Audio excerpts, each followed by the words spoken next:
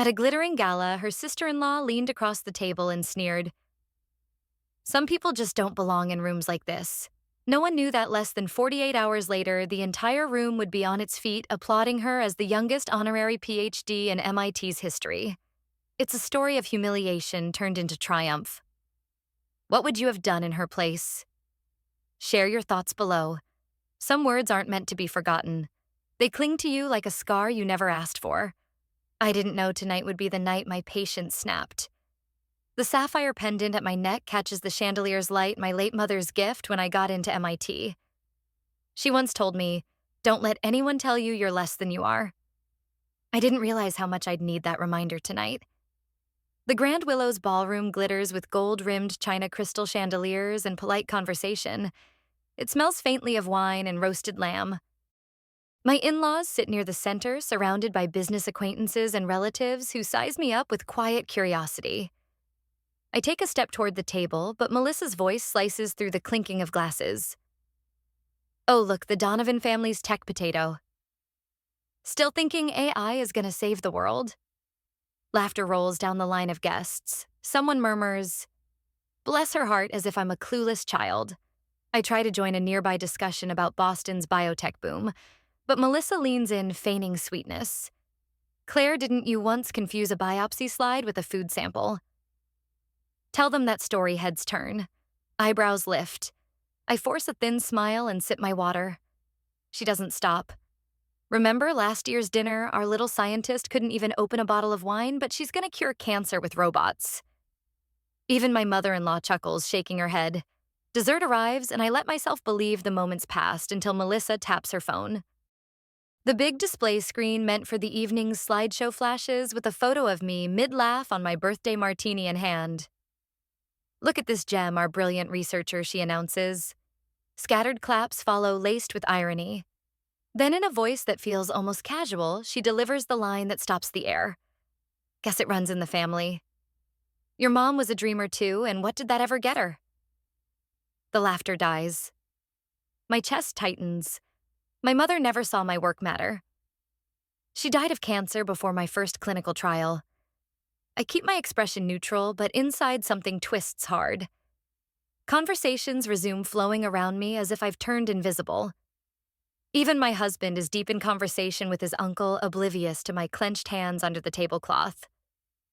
I stare up at the chandelier's cold brilliance and count each slow breath. My fingers find the sapphire pendant. Enough. They will never laugh at me like this again. In less than an hour, Melissa has mocked my career, made my private life a spectacle, and dragged my mother's memory into the open for sport. It's a triple cut, deep and deliberate. My phone buzzes in my clutch. A text from David, my colleague, call me. It's about the award.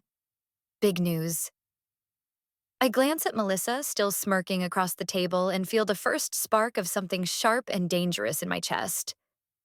If humiliation is gasoline, good news is a match.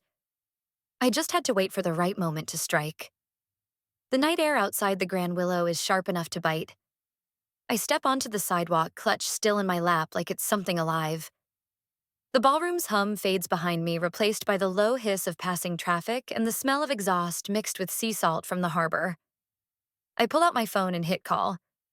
David answers before the first ring ends. "You're the youngest in history to get it. Claire, the honorary PhD. But listen carefully, MIT's embargo is ironclad. If word leaks before the ceremony, they can pull it." The words land like a jolt of pure heat under my skin. "Youngest in history," he said. My humiliation from earlier begins to shift, sliding into something sharper. But the thrill is tempered by the weight I can't tell a soul. Not my husband, not my in-laws, and certainly not Melissa.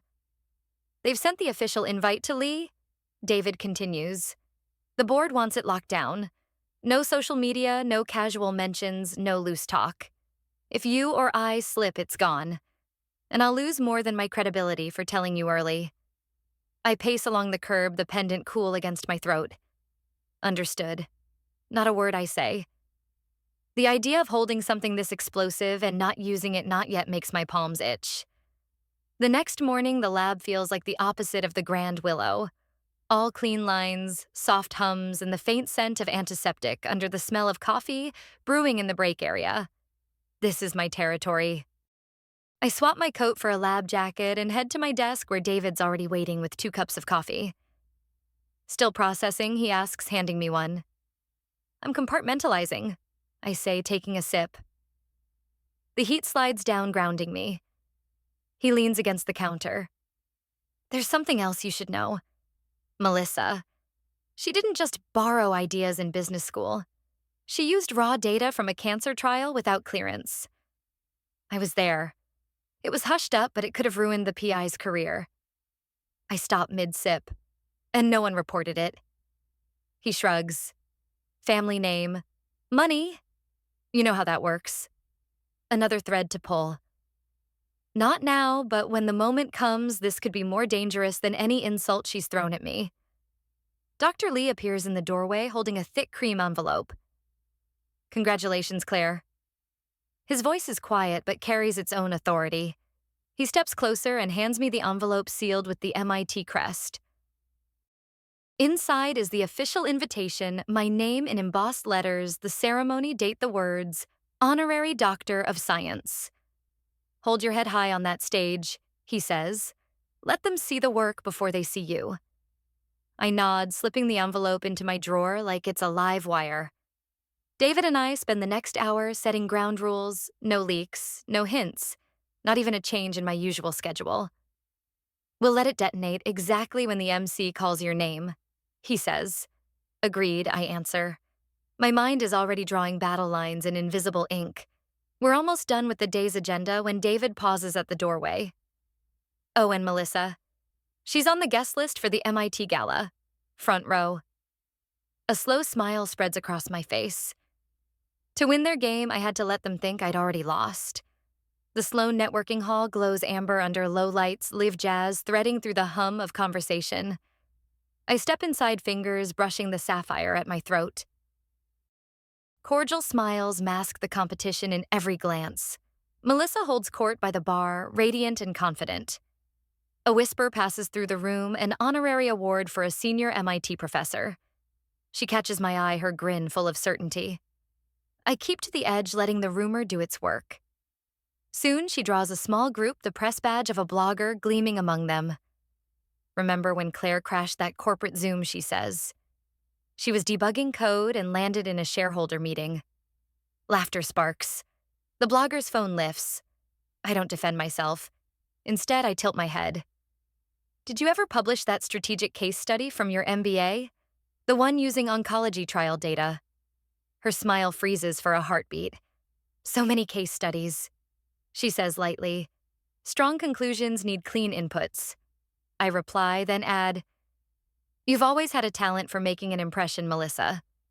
The group's polite chuckle leaves her unsure whether it's praise or warning. David drifts over, handing me a club soda. A glance, a tap to his watch, the MC has arrived. Across the room, a silver-haired professor is congratulated by admirers, feeding Melissa's confidence. She steers her cluster toward him, basking in reflected light. I follow at a measured pace, collecting fragments of conversation, journalists fishing for quotes, deans angling for favors.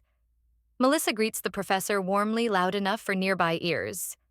Such an honor. So deserved. She glances at me, benevolent in victory. I sip my drink, eyes sliding to the MC at the auditorium doors. A technician adjusts the microphone. The band shifts to a brighter key, the air tightens. David sets a folded program on my table. A pencil mark under special honors catches my eye. Melissa retells the Zoom story to fresh listeners, adding hand gestures for effect.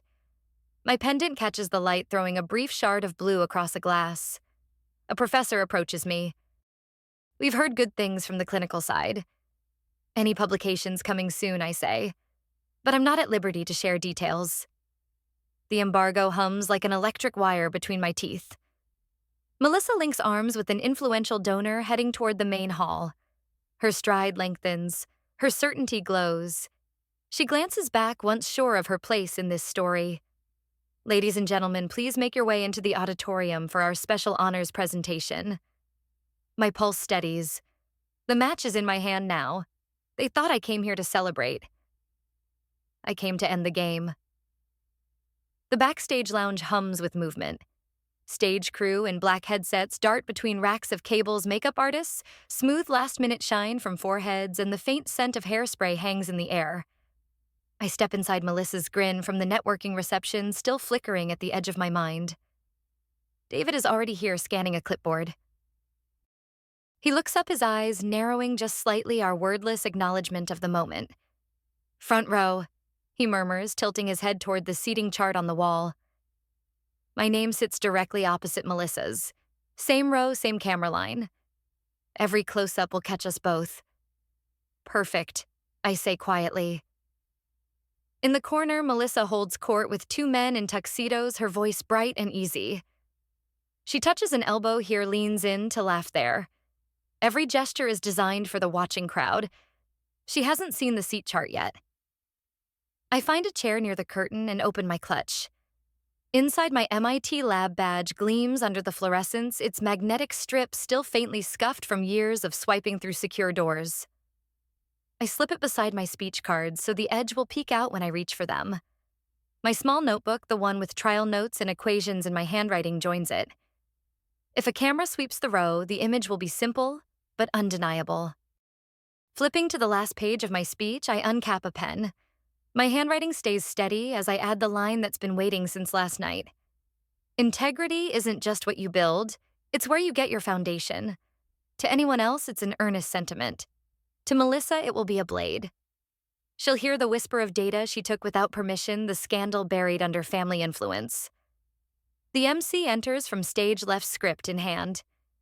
He moves easily between handshakes and quick jokes, his voice warm enough to belong to an old friend. Melissa intercepts him near the refreshment table, greeting him like they've known each other for years.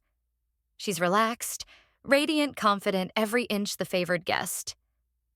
David passes behind her, pretending to adjust a lighting cue, but I see his eyes catch mine. A fractional nod. The arrangements are set. A stagehand calls out a 2-minute warning. I rise, smoothing the skirt of my dress, and step toward the wings. The house lights beyond the curtain spill a muted glow onto the stage floor. I can hear the rustle of the audience settling, the low cough of someone clearing their throat in the front row. Melissa emerges from the lounge and falls into step beside an influential alumnus, her perfume trailing faintly in the air between us. She doesn't glance my way. Why would she? In her mind, this night belongs to someone else entirely, a professor perhaps, or an older peer she can applaud with gracious detachment. The ushers lead us down the aisle. I take my seat in the front row directly across from her. The sapphire pendant rests warm against my collarbone. I fold my hands over my lap, feeling the weight of the speech cards under my fingers, the pen's faint indent still fresh on the final page. The lights above us dim. The auditorium exhales into silence. Our next segment, the MC's voice booms, the Special Honors Award presented to a groundbreaking contributor in AI-assisted cancer detection. When the spotlight finds you, you either blink or you burn brighter. The auditorium holds its breath. On the massive projection screen above the stage, the same screen that once displayed my most embarrassing moment, glows the gold and red seal of the award. The contrast is almost poetic. A year ago, Melissa had made sure everyone laughed at me here. Tonight, the same rectangle of light is my coronation. The MC's tone is both ceremonial and warm. For groundbreaking contributions in AI-assisted early cancer detection, the youngest honorary PhD recipient in our institution's history, Dr. Claire Donovan, gasps rise from the audience. Then applause swells, scattered at first, then rolling forward in waves. The spotlights tilt and catch the facets of the sapphire pendant at my collarbone, each flash reminding me of why I endured. I stand. My chair slides back with the soft scrape of velvet against polished wood. As I pass Melissa's table, her smile remains, but the edges stiffen. I slow just enough to lean in, my voice low but cutting. Looks like the dumbest one in the room just rewrote the rules. On stage, the MC's handshake is firm, his eyes bright with the kind of congratulations you can't fake. I step to the podium. The sea of faces looks back. Professors, journalists, entrepreneurs, And in the front row, Melissa still angled forward as if the right posture might restore her control. Before anything else, I begin steady and clear. I want to speak about the person who taught me to believe when it was hardest to. My fingers rise, brushing the pendant. My mother didn't live to see this. She believed that if I used what I was good at for those who needed it most, the rest would follow. Tonight, I'm trying to live up to that. A ripple moves through the room. The applause is polite, but softened, the audience leaning in now. I thank my team, the engineers, the doctors, the trial patients who trusted a young researcher with unproven technology. Then I deliver the line I've carried since backstage. True intelligence isn't in the pitch deck or the perfect narrative. It's in the integrity of your data and the honesty of your methods. Without that, nothing you build can stand. The words hang there almost invisible to most. But in the second row, Melissa's hand tightens around her champagne flute until the stem creaks. Her eyes dart just once toward me. She knows. I pivot to specifics. Our AI system isn't magic. It doesn't cure cancer. But it sees patterns and scans earlier, faster, more consistently than a human eye. It gives doctors a chance to act before it's too late. I let the technical weight sit, then soften it. It's a lighthouse, not the ship. A warning, not the rescue.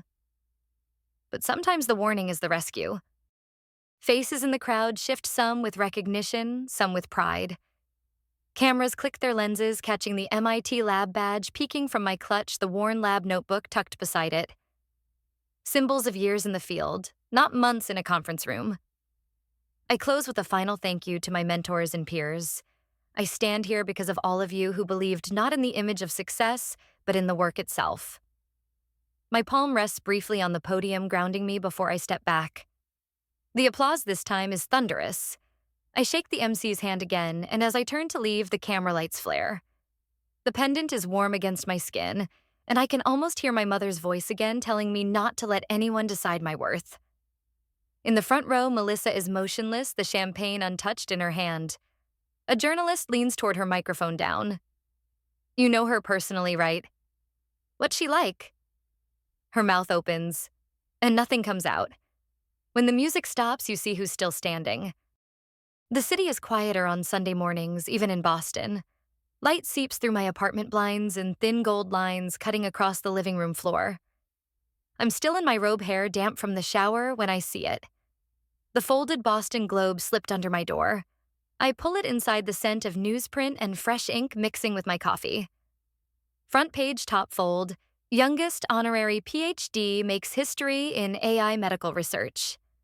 The photo is sharp lit with stage gold me at the podium, the badge on my clutch catching the light, and in the background, Melissa, face pale and unreadable.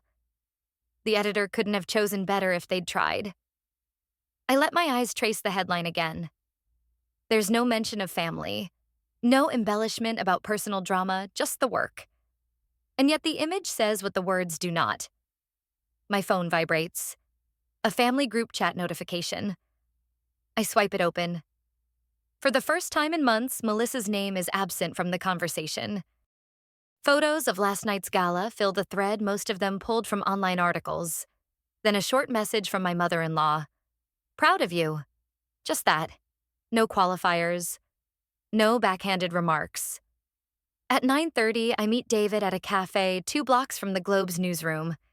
He's already at the corner table nursing a cappuccino, the Sunday paper spread out between us.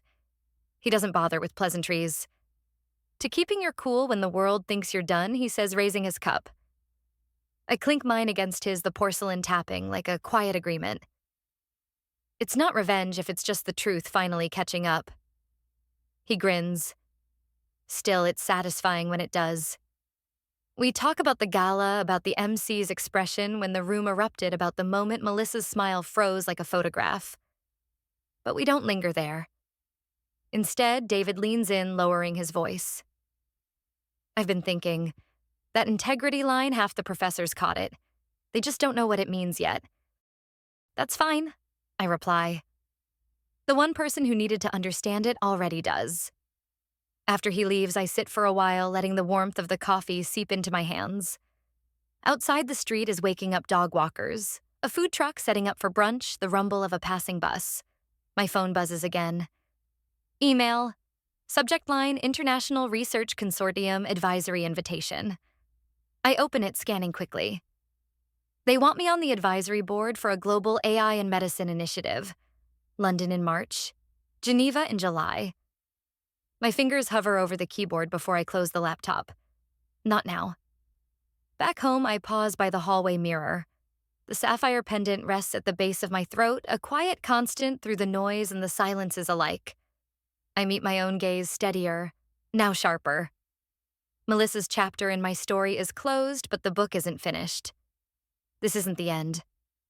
The echoes of the gala still lingered in whispers and headlines, but the balance had shifted. What began as quiet endurance ended with a truth too visible to be denied, leaving those who once mocked in uneasy silence. Justice, it seemed, had simply been waiting for the right stage. When injustice is met with unwavering courage, the final verdict can echo through a lifetime. And sometimes the most lasting victories are won without raising your voice, only by making sure the truth stands taller than the lie.